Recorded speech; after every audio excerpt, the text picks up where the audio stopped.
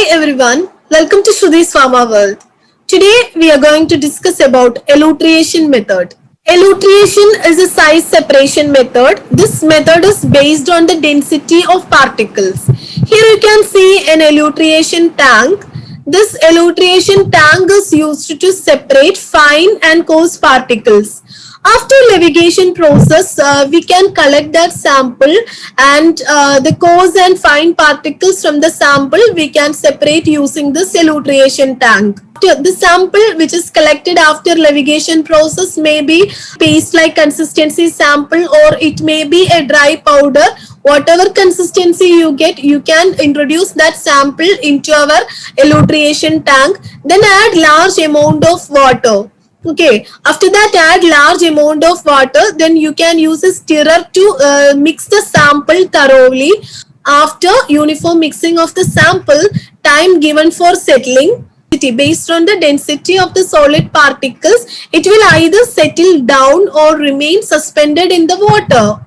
We can remove the samples at different height through the outlet. Then you can dry the sample. Like this method, we get different size particles.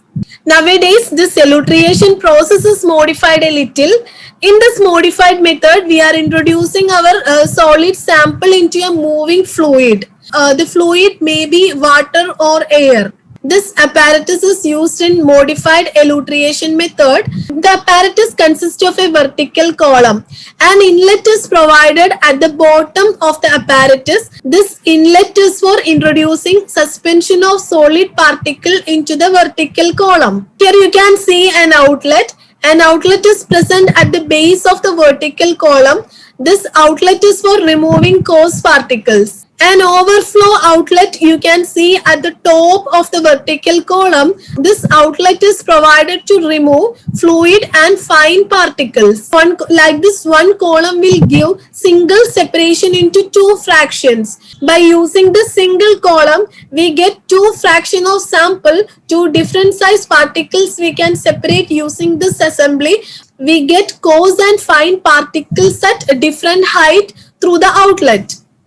Move on to the working. Here you can see our apparatus. Feed inlet is present at the bottom of the vertical column. Through this feed inlet, feed is introduced into the vertical column. Suspension of solid is introduced into the vertical column. This suspension contains larger and fine particles. Here you can see two different size particle.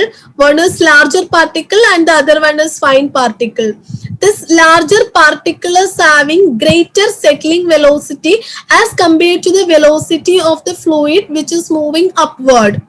So, those particles having greater settling velocity which settle at the bottom first. Those particles having settling velocity less as compared to the fluid, that particles move along with the liquid upward. And these lighter particles we can separate it through this overflow. This is a working procedure. Now you can see another size separation equipment, double cone classifier. This double cone classifier is also working based on the elutriation method.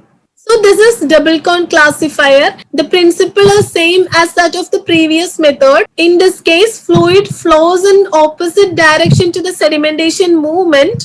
Those particles having greater settling velocity, that particles settle first. Those particles having settling velocity less as compared to the fluid, that is separated through this discharge launder.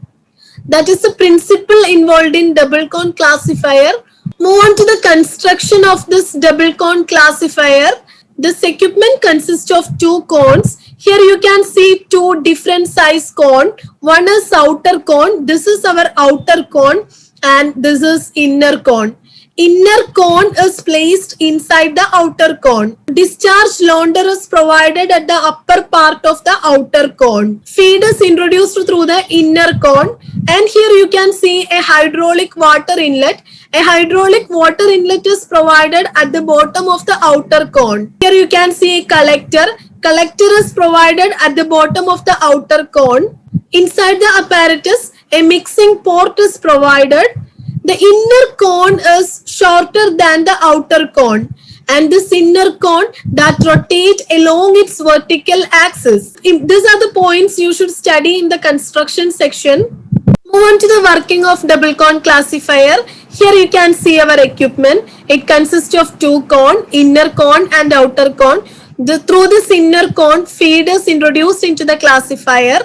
Here you can see hydraulic water inlet. Through this hydraulic water inlet, water is introduced into the classifier. Then the particles from the inner cone that encounter an upward stream of water at the lower end.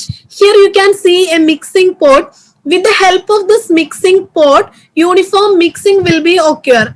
After that, those particles having greater settling velocity as compared to the velocity of the fluid, that particle will settle at the bottom. That means coarse particle settle at the bottom and we can collect the coarse particle through the collector. The fine particle that move along with the water and we can separate the fine particle through the discharge launder. So this is the working procedure involved in double cone classifier. Now move on to the advantages and disadvantages of this elutriation process. Elutriation is a continuous process. We can separate particles rapidly, but this equipment is more compact. Disadvantages for the separation of fine and coarse particle. First, you should dilute the sample, but this dilution is not necessary for many cases. In such cases, this is a disadvantage. Sample dilution is not necessary for many products. This is a disadvantage of elutriation method.